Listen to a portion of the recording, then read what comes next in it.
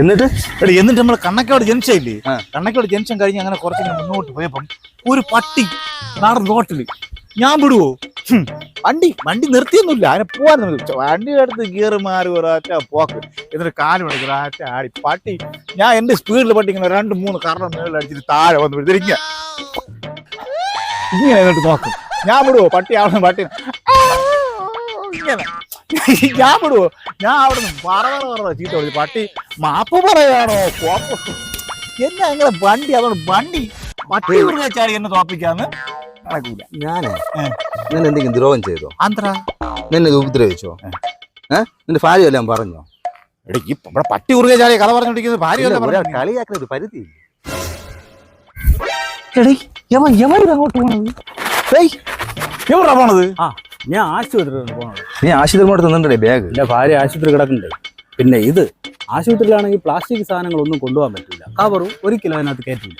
അതുകൊണ്ട് ഞാൻ പിന്നെ ബാഗിലാക്കി ഭക്ഷണം എല്ലാം കൂടെ കൊണ്ടുപോകാന്നേ ഉള്ളൂ. പിന്നെ ഒരു VIP ലുക്കും കിട്ടുള്ളൂ. എങ്ങനെയുണ്ട്? ആന്ധ്ര ഇവന്റെ ഭാര്യ ആശുപത്രി നിനക്ക് ചെയ്യാത് തമാശാടാത്. അയ്യേ എന്തൊരു മനുഷ്യനാണ് നീ. എന്ത് പറ്റിയാ? പനിയാ അതോ തുമ്മല ജലദോഷം? തുമ്മല് ജലദോഷം വയറ്റിളക്കം ഒന്നും അല്ലളിയാ.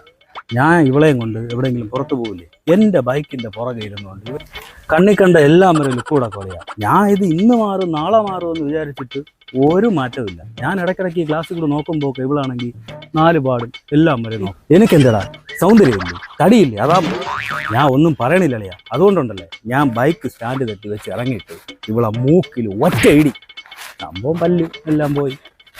ഞാൻ ഇപ്പൊ ആശുപത്രിയിൽ അങ്ങോട്ടും ഇങ്ങോട്ടും ബാഗിൽ ചോറും പോയി തേരാ.